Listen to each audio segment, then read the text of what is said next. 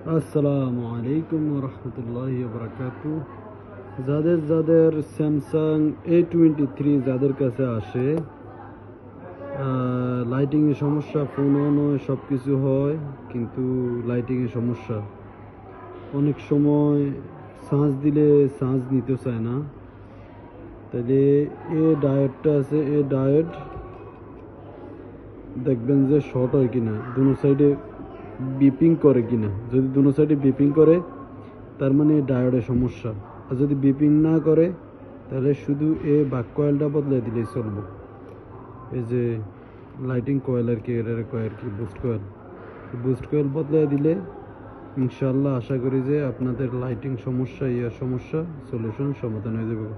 যদি এটা বদলে দেওয়ার পরও যদি না হয় তাহলে ইনশাল্লাহ এটা বদলাবেন। এটা আগে চেক করবেন মিটার দিয়ে চেক করার পরে যদি দুনো সাইডে বিপিং করে তাহলে ইনশাল্লাহ এটা বদলে দিলে, যে কোনো ডায়োড দ্বারা বদলে দিলে এটা ঠিক হয়ে যাবে।